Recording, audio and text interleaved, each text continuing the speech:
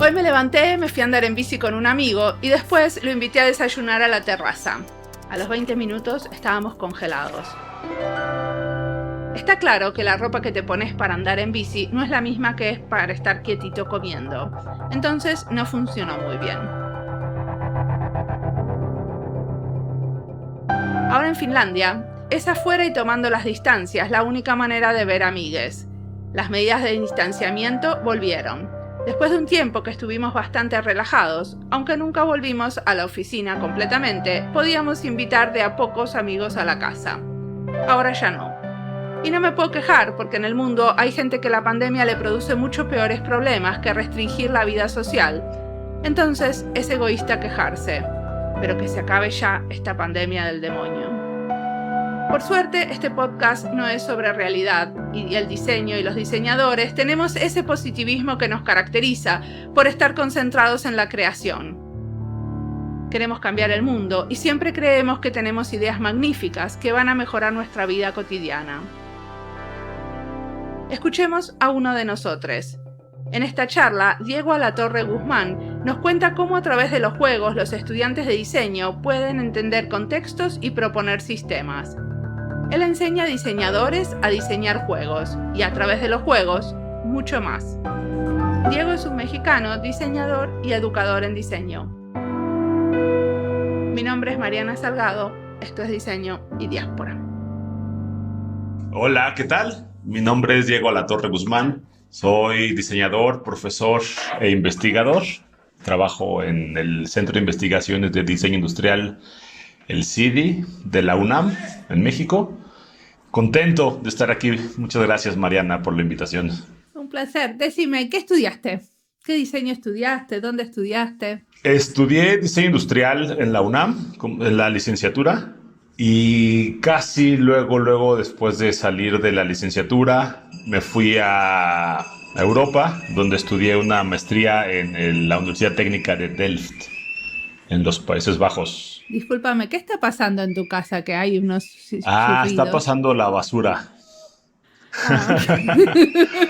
Sí, ahora que vivimos encerrados ¿no? Que damos clases desde casa. ¿Pero que te avisa el basurero que está ahí atrás? Claro, pues es como, pasan con una campanita, creo que algo bastante común en todo el país. Mira. Y entonces, pasa primero una persona corriendo con la campana para avisar que ahí viene el camión atrás, y entonces es como la señal para sacar los botes de basura. Ok. Bueno, muy bien, ahora entiendo qué pasa. Sí. Esperemos que no le tarde mucho. Ojalá que no pase después el fierro viejo, porque hay una serie de sonidos ya característicos de la Ciudad de México. Luego pasan también músicos, hay toda una orquesta urbana aquí. Bueno, si no los grabamos bien y los ponemos como de fondo, ¿no? Claro, de hecho, hay un proyecto, hace poco oí un proyecto justo de paisajes urbanos, ¿no? De gente que está pues grabando estos sonidos característicos de la Ciudad de México. Entonces, por ahí podemos tener un repositorio también para ambientar las pláticas. Bueno, espera, entonces, volvamos un poco para atrás. Estudiaste diseño industrial en la UNAM y después te fuiste a Holanda, ¿cierto? Así es. ¿Y qué estudiaste ahí? Allá estudié una maestría que se llama Design for Interaction, diseño para la interacción. Dentro de la Facultad de Diseño Industrial, o sea que digamos que tiene el mismo enfoque de diseño de producto, pero está enfocado no tanto en el desarrollo de nuevos productos, sino más bien en entender a los objetos como medios a través de que modulan nuestra interacción con el mundo y con otras personas, ¿no? Entonces, el enfoque que tiene esta maestría, digamos que por un lado tiene aspectos psicológicos del impacto de los objetos y cómo los objetos modifican nuestra manera de percibir el mundo, pero por otro lado también está pues el tema de que nuestra experiencia del mundo pues no es una experiencia, digamos, únicamente psicológica, sino también social, ¿no? Entonces los objetos como mediadores de la conducta humana, digamos, de la experiencia pues compartida. Un ejemplo que creo que ilustra bastante bien el tema, digamos, sobre todo desde el aspecto psicológico, es, por ejemplo, los cepillos de dientes, ¿no? Como que tradicionalmente en un ejercicio de diseño, el ejercicio fuese rediseñar un cepillo de dientes, lo cual pues tendría como resultado nuevos cepillos de dientes, ¿no? Pero como que el tipo de ejercicios que hacíamos allá pues tendrían que ver más con rediseñar la experiencia de limpiarte los dientes. Ok, ¿y esto tiene algún componente social? Por supuesto. Porque cuando yo me estoy lavando los dientes y salgo del baño a tratar de charlar con el resto de mi familia, a mi familia no le gusta nada esa situación. Prefieren charlar después que me lave los dientes. Eso es justamente lo interesante de esto, porque cada quien tiene sus propias rutinas, ¿no? Entonces, para entender cómo sería rediseñar la experiencia de Mariana Salgado, cómo ella se lava los dientes, tendríamos que entender quién es Mariana Salgado, ¿no? Cómo se lava los dientes, ¿no? De pronto, o sea, justo, si le gusta poder lavarse los dientes mientras platica, pues eso implica, eso tal vez ya no se puede hacer tan fácilmente con un cepillo de dientes tradicional. Pues justo abre la oportunidad para reentender las dinámicas, en este caso de higiene personal, desde la experiencia de Mariana, ¿no? O sea, a final de cuentas, probablemente tienes varios cepillos de dientes, pero los tienes porque te permiten tener los dientes limpios, que a final de cuentas la aspiración, pues compartida, pero justo el cómo se lleva a cabo esa experiencia, pues depende fundamentalmente de cada quien. Muy bien. Y decime, ¿de qué es tu investigación? Llevo ya un par de años estudiando los juegos como mediadores de la conducta también, ¿no? Como artefactos que permiten, pues sobre todo dentro de la academia, pues generar dinámicas que sean inclusivas, que sean, digamos, optativas y que motiven a los estudiantes a entender, digamos, los contextos y proponer sistemas lúdicos donde los juegos o digamos los juguetes, porque una de las cosas interesantes del juego es que pues tiene muchas acepciones, ¿no?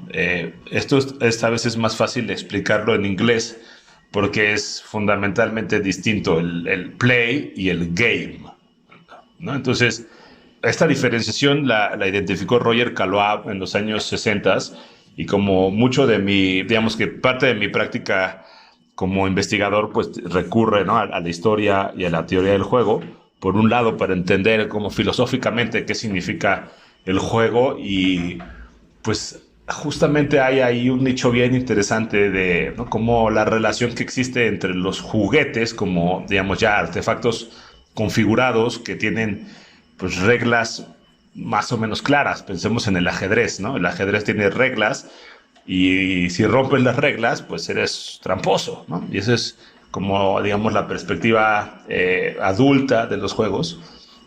Sin embargo, la mayoría de los estudiosos del juego identifican que hay una versión, digamos, más filosófica o más infantil del juego, que es el juego prefigurativo, que es este juego cuyas reglas están únicamente en función de la diversión.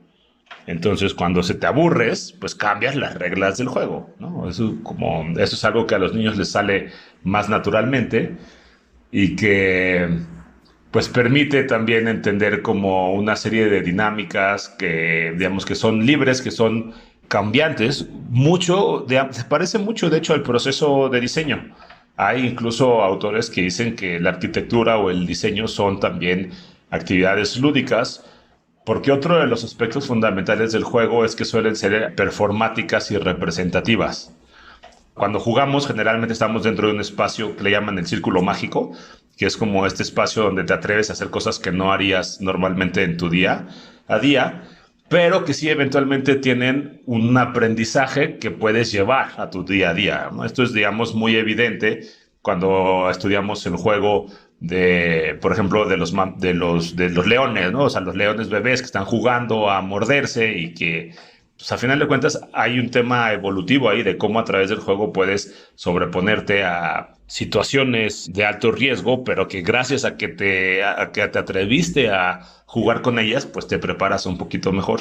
Ahora, decime, ¿cómo usas esto? Vos enseñás a diseñadores industriales, ¿cierto? Actualmente estoy también trabajando con arquitectos del paisaje, pero digamos que donde ahí con ellos trabajo temas mucho más sencillos, no son de los primeros semestres. Donde trabajo este tipo de temas son ya con alumnos más bien del final de la licenciatura, a veces también con alumnos del posgrado de diseño industrial. Y entonces sí, suelen ser más diseñadores. Bueno, a ver, contame un ejemplo. ¿Qué haces específicamente que te haya resultado?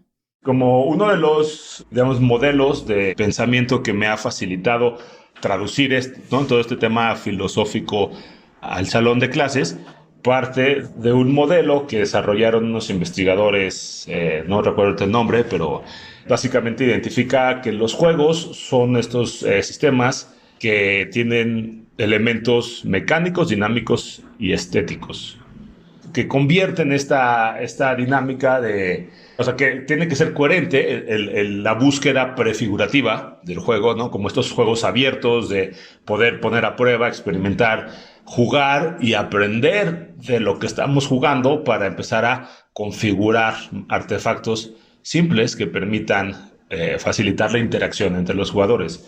Entonces, pues partimos de varias maneras, pero digamos, una de las que me ha funcionado mejor tiene que ver con un tipo particularmente de juegos que se llaman juegos de simulación. Entonces, como ejercicio didáctico, primero facilita tener claro, pues, cuál es tener un sistema, ¿no? Y con un sistema me refiero, pues, a una serie de elementos que tienen relaciones entre sí y que están determinados dentro de un contexto. Entonces, por ejemplo, un juego que salió muy bien en un taller que di en Chihuahua, el estudiante quería hacer un juego sobre los números romanos. Entonces, los números romanos tienen ya una serie de elementos que conocemos todos, ¿no? Está el 1, está el 5, está el 10, está el 50, el 100, etcétera, ¿no? Entonces, esos son los elementos podríamos decir mecánicos, ¿no? Un poco hablar acerca de cuáles son las piezas del juego. Entonces ya teníamos claras las piezas. Ahora, las reglas más o menos las tenemos claras, ¿no? O sea, sabemos que no puedes poner 3 unos juntos, ¿no? A partir del 4 tienes que restarle 1 al 5. Entonces, eso, pues, determina un poco cómo, o sea, digamos, en el dominó, pues sabes que el 3 va con el 3, ¿no? O sea, es un poco la regla básica del dominó y del 4 va con el 4. O sea, él quería hacer un sistema para enseñar a los niños los números romanos. Pues el tema de la enseñanza sería un aspecto estético, ¿no? Entonces, regresemos un poquito, o sea, porque al final de cuentas... No entiendo qué quería hacer con los números romanos, porque los números romanos ya están inventados. Estábamos justo simulando, estábamos traduciendo de los números romanos a un juego que permitiera interactuar con ellos y jugar con los números romanos. Ah, ok. Convertir a los números romanos en un juego. Exactamente. Okay. Entonces, el tema de aprendizaje es un tema que viene a partir de que lo juegas, ¿no? Es una propiedad emergente del juego. Algo que dentro de este modelo se relaciona con los aspectos estéticos, que tienen que ver con la razón por la cual jugamos. Entonces, digamos que si fuera un juego para aprender, pues la estética es una estética ¿no? que tiene que ver con el conocimiento, con el aprendizaje.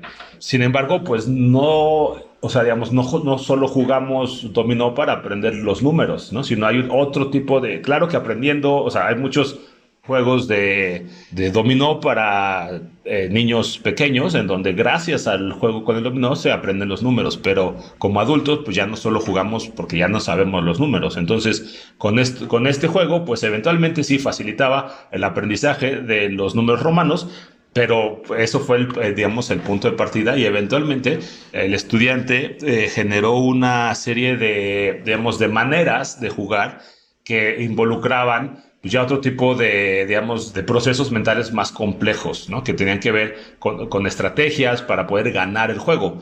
Ya no solo aprender a colocar los números en el orden correcto, sino poder integrar factores como de suerte en el juego, factores de competencia, factores de estrategia. Entonces, era muy sencillo el juego y sobre todo tomando en cuenta que el sistema que estaba simulando pues era un sistema muy sencillo. Entonces fue bastante sencillo traducir los elementos dinámicos y mecánicos en tarjetas. Básicamente eran un juego con tarjetas, con los números romanos y con colores, y había, digamos, otra serie de elementos que complejizaban un poquito la interacción. Pero escuchame una cosa, espera un minuto.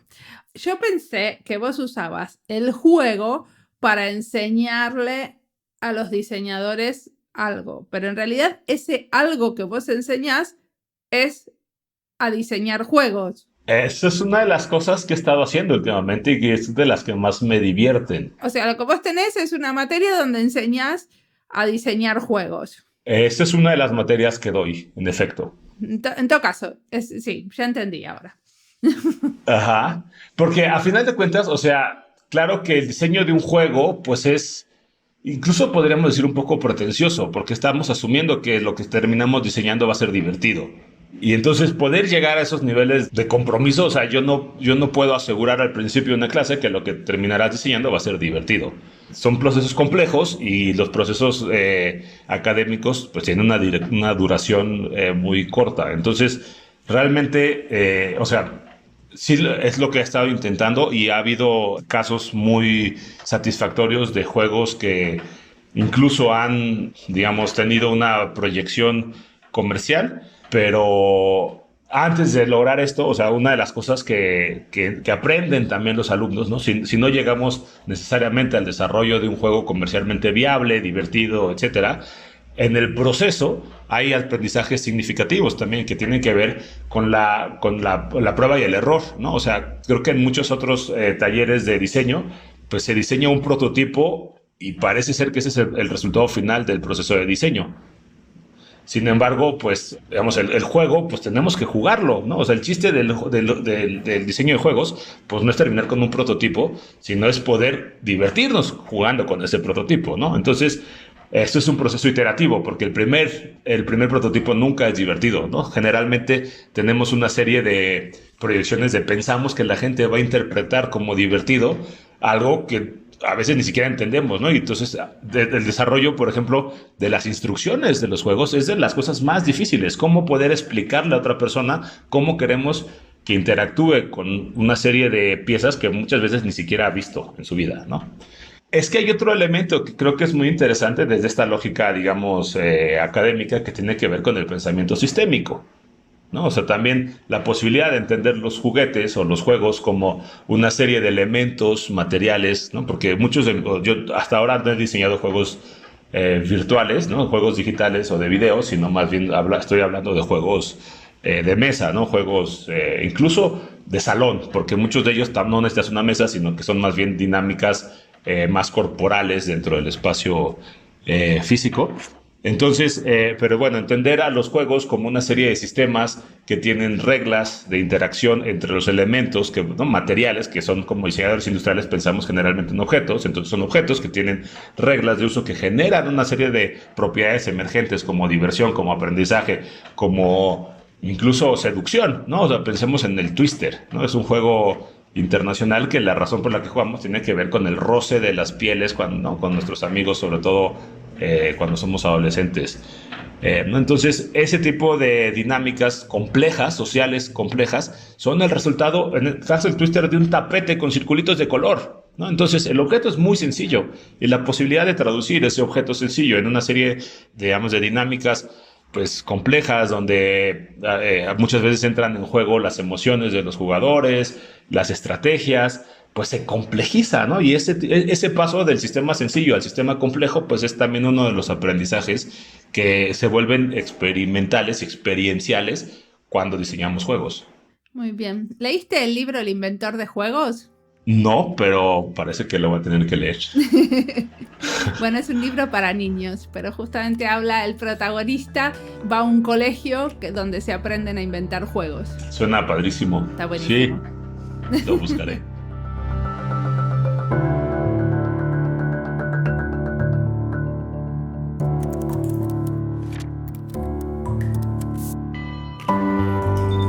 Con este episodio termino esta larga serie de educación en diseño.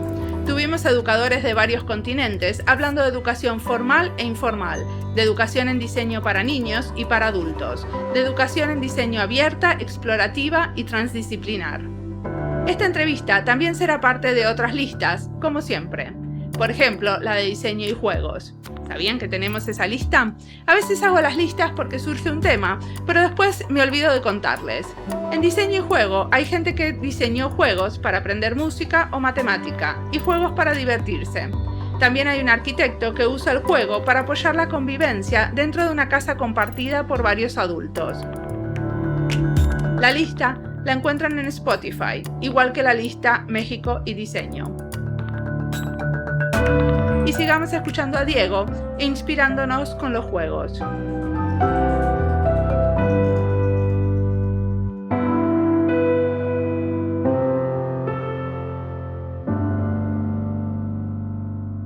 ¿Y cómo es esto del círculo de diseño social?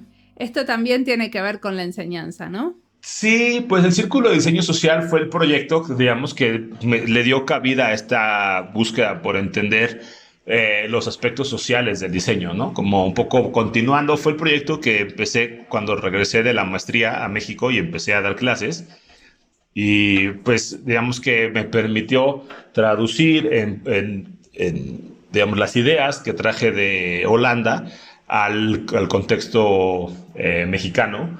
Y pues fue un proyecto financiado con dinero de la universidad que me permitió pues tener, hacerme de equipo, hacerme en una oficina, hacerme de, ¿no? Como empezar a traducir estas ideas hacia una búsqueda didáctica, sobre todo, pero que, o sea, en ese caso, cuando fundé el Círculo de Diseño Social, todavía no tenía claro lo de los juegos. Bueno, ahora me explicás qué es el Círculo de Diseño Social. Es un laboratorio de diseño, ¿no? Entonces es, digamos, básicamente mi oficina donde desarrollamos proyectos que se centran sobre todo en los aspectos interpersonales, ¿no? Como te decía, no tanto en los objetos de diseño, sino en las dinámicas sociales que se generan alrededor de los objetos. Y ustedes lo que hacen es, o sea, vos tenés un grupo que son todos diseñadores. ¿Cuántos son en tu equipo? Pues es que eso ha cambiado de un semestre a otro. Actualmente el círculo, o sea, como ya no existe, digamos, mi oficina, o sea, mi oficina ahora se volvió virtual, cambió un poquito, como que el proyecto está en pausa. Entonces, el último proyecto que desarrollamos ahí es un juego para el ejercicio prospectivo, para facilitar el pensamiento futuro, que desarrollamos, éramos yo creo que alrededor de, o sea, en el momento que más gente hubo, éramos alrededor de 15 involucrados.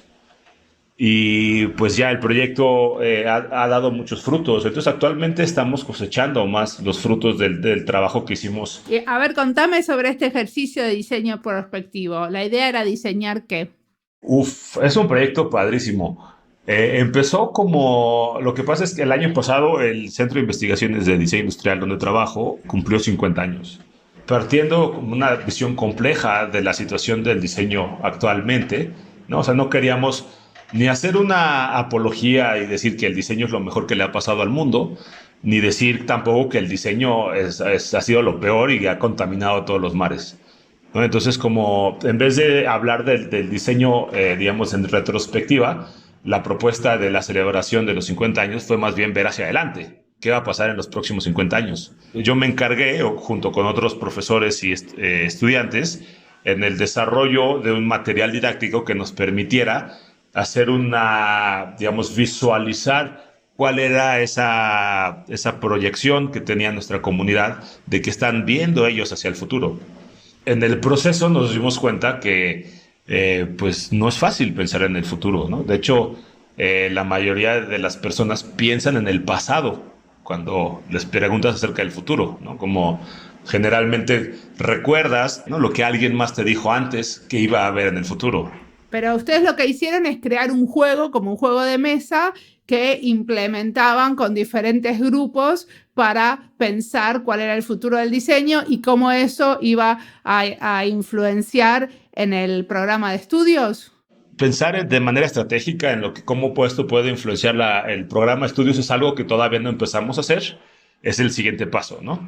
Entonces, el objetivo yo diría del material didáctico, porque en esta primera etapa, pues no era tan divertido, ¿no? O sea, era más bien facilitado por profesores que nosotros nos encargamos ¿no? Era como de generar talleres en donde, en efecto, ayudábamos a los participantes en una serie de talleres. Fueron 3 días de talleres y cada día hubo alrededor de 10 talleres, entonces más o menos, ¿no? Como en 30 sesiones de juego o digamos de ejercicio prospectivo, desarrollamos un montón de escenarios futuros, ¿no? Como, a través del juego.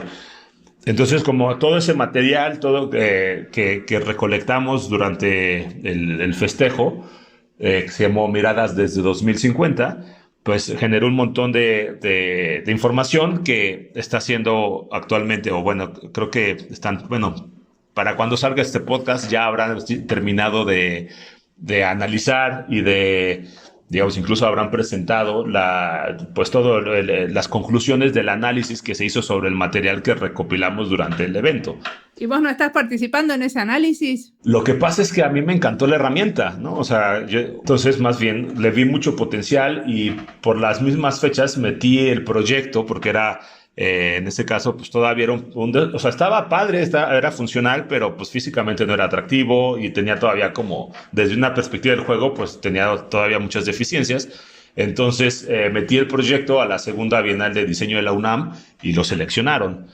Entonces, pues por ahí encontré un nicho muy interesante y dije, bueno, pues tristemente no voy a poder participar en la digestión del material desarrollado y me enfoqué en la sofisticación de la herramienta didáctica para volverla una herramienta lúdica, o sea, poder pasar de una interacción con un objetivo más académico didáctico a una herramienta más lúdica que facilitara también el ejercicio prospectivo, porque considero que también hay un valor intrínseco en la posibilidad de pensar en el futuro que tiene que ver como, digamos, con mi visión de maestro, pero que pues, integrar a otro tipo de factores, por ejemplo, el azar, ¿no? Y la toma de decisiones sin la presencia de un facilitador externo, ¿no? De manera también que la interacción se pudiera llevar a cabo sin que estuviera yo presente explicando las reglas. Entonces, entre las cosas que hicimos fue el desarrollo de unas instrucciones, una narrativa, piezas del juego más atractivas y que las mismas piezas también tuvieran como un rol en digerir o en traducir el tipo de interacción que esperábamos que se llevara a cabo sin la presencia de un facilitador externo. Perfecto. Y decime, ¿cuáles son de estos escenarios futuros sobre el diseño los que más te llamaron la atención? ¿Qué podemos esperar?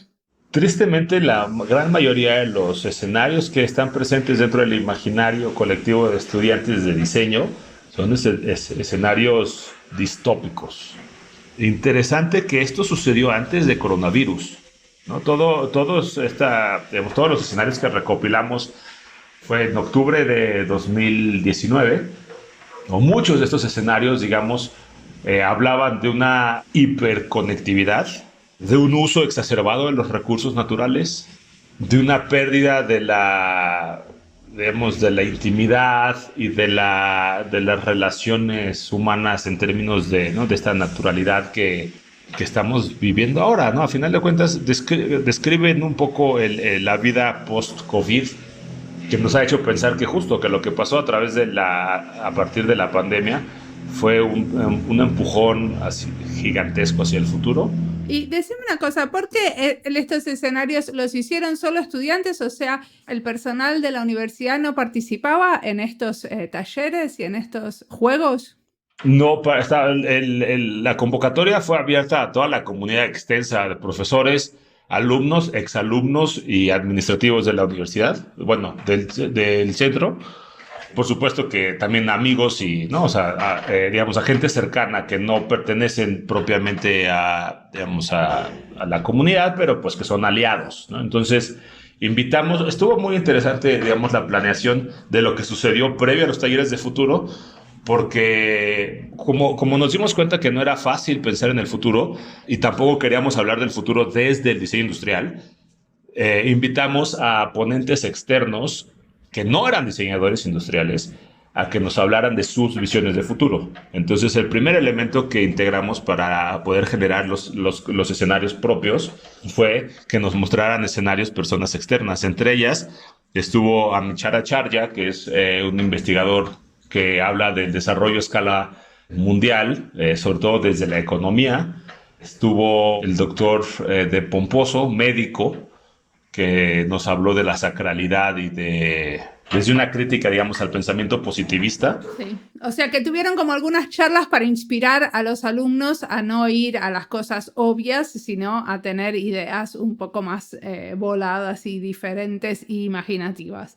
Y sin embargo, vos decís que las ideas que tuvieron eran como un poco predecibles, ¿no? Porque lo que estás contando son como cosas, como escenarios distópicos que tienen que ver con lo que ya conocemos, la hiperconectividad, el uso de recursos naturales exacerbado. Sí, pues eso, digamos que más que predecibles, diríamos tendenciales. O sea, están hablando de un futuro dentro del cual, digamos, el tipo de decisiones que están tomando responden a una pérdida de la motivación para cambiar las cosas y de asumir que la responsabilidad de crear el futuro está en alguien más, ¿no? Entonces es como si no haces nada y pues a dónde va a ir este mundo si no existe una propuesta crítica y un desarrollo sustentable, ¿no? Entonces eso es, digamos, mucho de lo que expresaron nuestros alumnos, que, bueno, no solo los alumnos, a final de cuentas también profesores y aliados, pero pues digamos proporcionalmente la mayoría de los asistentes a los talleres fueron alumnos.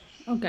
O sea, y vos cuando rediseñás este juego para la Bienal, ¿también lo rediseñás pensando en lo que pasó y tratando de ir hacia situaciones más utópicas para poder pensar qué cosas se pueden hacer? Porque la idea de pensar en el futuro siempre es, ¿no?, trazar escenarios o caminitos hacia situaciones más positivas.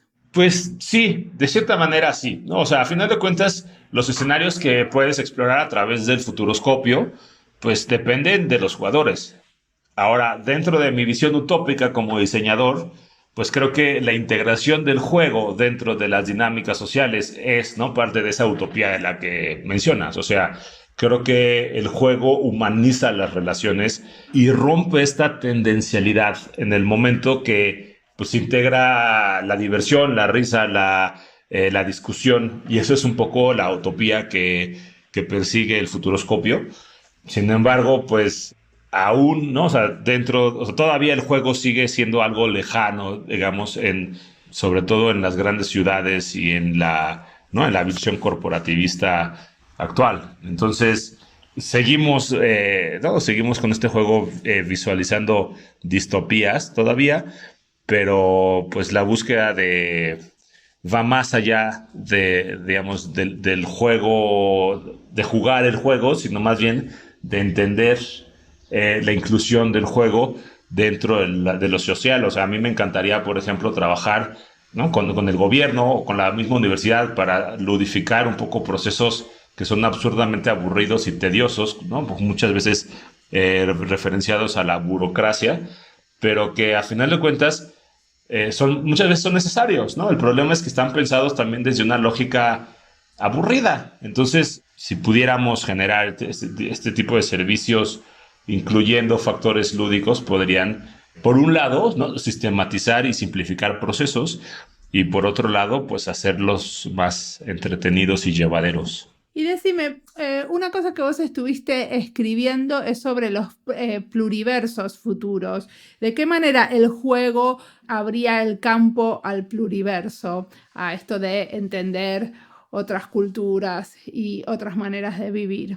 Lo que pasa es que mucho del pensamiento prospectivo asume que vivimos dentro de una realidad determinada por tendencias externas a nosotros, ¿no? Un poco estos escenarios tendenciales de los que hablaba son el resultado de la pérdida de la capacidad de asumir que tu futuro depende de ti. En gran medida, ¿no? O sea, claro que estamos determinados por una serie de factores contextuales que determinan nuestras acciones, pero, bueno, más que determinan, digamos que acotan lo que te permite, lo que puedes hacer, ¿no? O sea, creo que en el momento que entendemos el contexto y nos sobreponemos al contexto y entendemos cómo modificar el contexto, podemos hacer lo que queramos. Entonces, el juego justamente parte de asumir que los futuros pues, son tan diversos como los jugadores. Pero vos decís que en el momento que entendemos cómo modificar el contexto, podemos hacer lo que querramos. Y en realidad es al contrario, porque si yo entiendo más que tengo que respetar la naturaleza, puedo hacer menos lo que se me da la gana. Tengo más restricciones. Pues sí, no, ahí podemos entrar en temas complejos y muy debatibles, pero lo mismo que tú estás diciendo yo lo puedo replantear de otra manera. Y al final de cuentas, digamos, esta visión que te estoy compartiendo, digamos, está influenciada por un texto de Humberto Maturana que se llama Metadiseño, en donde él dice que somos capaces de hacer lo que queramos siempre y cuando respetemos las coherencias estructurales del sistema dentro del cual actuamos. Entonces, si una de las coherencias del sistema es respeto al medio ambiente, pues yo puedo hacer lo que quiera, siempre y cuando respete el medio ambiente, ¿no? O sea, asumir ese respeto como no como algo que atenta contra mi libertad, sino algo que canaliza mi libertad. Entonces, ¿no? Desde esa libertad que te permite el diseño como una herramienta para potenciar tus ideas, pues la posibilidad de construir el futuro se vuelve también una responsabilidad, no solo, digamos, en lo tangible y lo material, sino en la posibilidad de abrir la posibilidad, ¿no? Del imaginario de que existe la posibilidad de otros futuros distintos a los que te contó Hollywood o las noticias, ¿no? Porque generalmente la televisión pues está permeada de visiones catastróficas, distópicas del futuro. Entonces, el proyecto, ¿no? O sea, el pluriverso futuro apela a esa individualidad responsable y relacional que responde justo a no dejarnos influenciar por el discurso hegemónico sino más bien a descubrir esos futuros que existen en los jugadores, en las personas, en la gente que hay que empoderarlos y decir, a ver, tu única posibilidad en este mundo no es terminar trabajando para el capital, ¿no? Sino entender también que puedes generar otro tipo de valores o de satisfactores a partir de entenderte más como un ser humano rodeado de otros seres humanos que pues utilicemos el dinero no como un fin, sino más bien como una herramienta. Muy bien. ¿Qué cosas te inspiran en este momento? ¿Qué estás leyendo? ¿Qué quieres recomendarle a otros? Estoy leyendo un libro de un polaco, creo que es Kapuczynski, Richard Kapuczynski. Fue un corresponsal que se dedicó a viajar sobre todo por el sur de Asia y África en los años 60 y habla acerca de, o sea, ¿no? Como este redescubrimiento de lo externo, a final de cuentas habla también de un reconocimiento de lo interno. Me gusta mucho porque es muy ligero y yo no conozco África, por ejemplo, ¿no? Entonces conocerlo a través de las palabras de Kapuczynski pues me divierte mucho. ¿Y cómo se llama el libro que estás leyendo? Se llama Viajes con Heródoto. ¿Y cómo te ves? ¿Qué te ves haciendo en el futuro? ¿Cómo te parece que tu práctica como educador va a evolucionar? Pues justo estoy en una disyuntiva, ¿no? Porque por un lado el tema del diseño en redes y el diseño, digamos, y de la docencia digital, pues es algo que me llama mucho la atención por lo aburrida que es y por lo, digamos, eficientista que se han vuelto nuestras interacciones académicas. Y creo que ahí hay un nicho interesante para el desarrollo de otro tipo de sistemas que eventualmente, o sea, ahorita digamos que son obligatorios, pero que eventualmente van a ser adicionales a los tradicionales, ¿no? Creo que actualmente nos volcamos enteramente a las clases por vías remotas, por necesidad, pero esperando que en algún momento acabe la pandemia, pues creo que tendremos que mantener muchas de estas dinámicas. Sin embargo, apelando pues no solo al tema, digamos, eficientista del intercambio del conocimiento, sino también desde una lógica más empática que permita pues interacciones más ricas. Entonces, es un área de investigación que me gustaría seguir desarrollando. No porque me encante estar enfrente de la computadora, sino porque creo que son herramientas súper potentes y muy mal utilizadas, ¿no? Pensemos que cuando en los, no sé, 90s se integraron las computadoras dentro de los salones de clases, los profesores las usaban para lo mismo que utilizaban sus retroproyectores, ¿no? Poniendo diapositivas enfrente de de una fuente luminosa. Ahora lo hacían en PowerPoint, pero utilizaban, o sea, didácticamente era la misma experiencia, ver en una pared lo que, ¿no? Las diapositivas del profesor. Y siento que actualmente estamos cometiendo más o menos el mismo error, ¿no? O sea, tenemos computadoras que pueden, pues, manejar un montón de datos, por ejemplo, pero pues muchas de las clases se vuelven el profesor hablando y los alumnos oyendo al profesor, solo que a través de una computadora. ¿Y estás usando el podcast en la educación de tus alumnos? Pues lo estoy usando más para mí, o sea, todavía no he... Lo que pasa es que como muchas de las clases que doy, las doy con otros profesores, yo no tengo, este semestre no tengo mucha libertad para hacer lo que yo quiera. Sin embargo, hay casos que he oído en tu podcast, por ejemplo, el de las maestras guatemaltecas que utilizan el podcast para, ¿no?, generar estos diálogos entre estudiantes ¿no?, con los autores o ¿cómo decir?, los entrevistados en el podcast, y que me han inspirado mucho. O sea, justo ese proyecto particularmente, ¿no?, de cómo incluso en la posibilidad de que suban estas reinterpretaciones de los podcasts a las redes sociales de los alumnos para generar todavía una discusión, una tercera discusión a partir de la interpretación de los alumnos que hicieron sobre los diálogos que hubo en el podcast.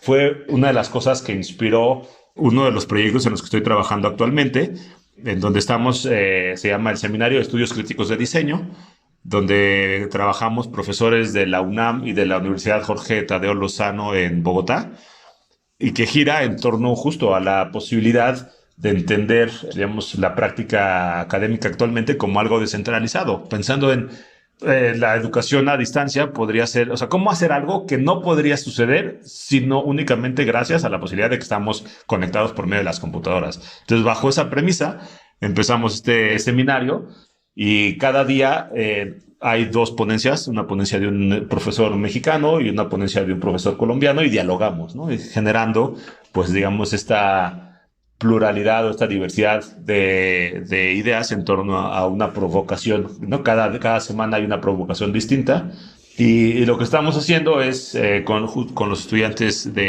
colombianos, visualizando, ¿no?, un poco, ¿no? Ahí viene parte también de la inspiración que tuvimos a partir de esta experiencia que compartieron en tu podcast.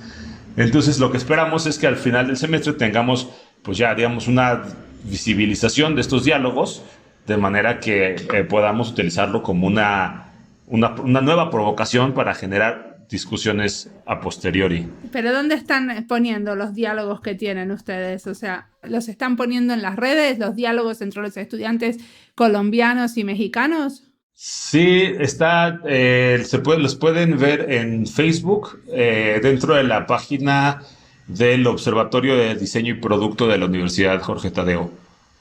Ahí están hospedados por si quieren entrar. Sí, ellos también tienen su propio podcast. Eso no lo sabía. Justamente el observatorio lo tiene. Sí, pues es una universidad pequeña, pero creo que con mucho potencial en diseño. O sea, algunas de las personas que más respeto y admiro actualmente en torno a, digamos, estas visiones de coloniales, ¿no?, desde las epistemologías del sur, que son ideas complejas de entender.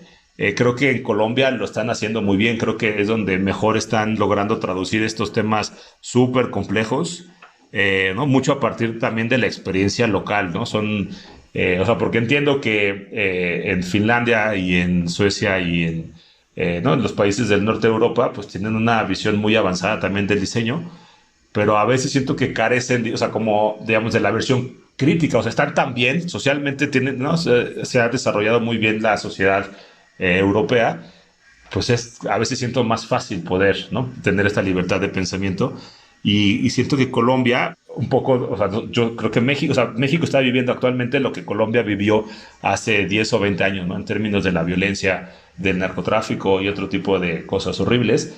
Entonces, como ellos pues ya pasaron por estas cosas horribles y están logrando como encontrar o traducir estas teorías que vienen del norte en situaciones complejas, ¿no? Donde el Ministerio de Gobierno pues no puede tan fácilmente integrar procesos de diseño porque están todavía dentro de un paradigma extractivista donde, ¿no? Corrupto, y pues justo creo que en estos sistemas complejos pues se vuelven también como plataformas para la creatividad. O sea, creo que estas crisis que estamos viviendo actualmente en Latinoamérica son espacios también para potenciar nuevas visiones del diseño, y no solo desde la teoría, sino también desde la práctica. Perfecto. Muchas gracias por la entrevista.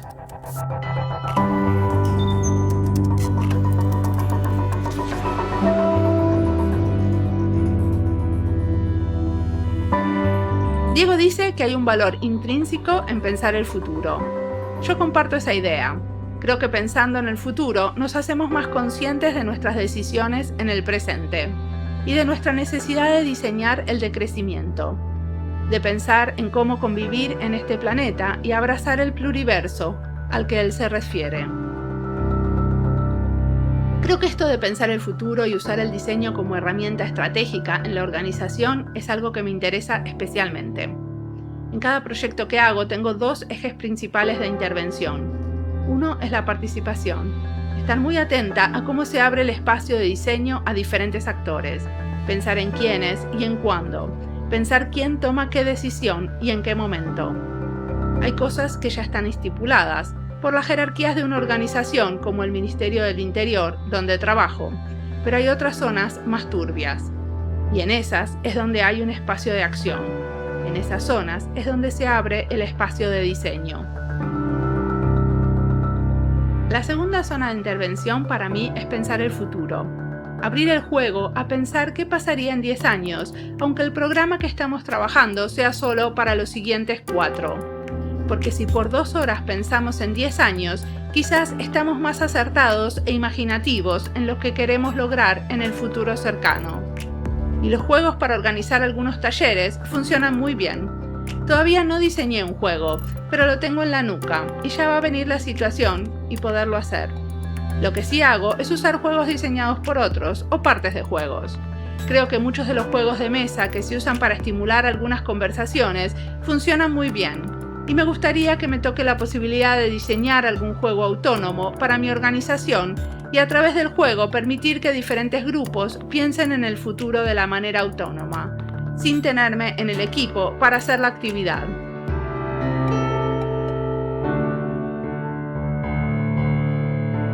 Como ven, me inspiró la charla de Diego para contarles un poco de mi trabajo hoy. Espero que a ustedes también les haga pensar en lo que están diseñando y cómo los juegos pueden tener un rol entre las herramientas de facilitación o para la educación.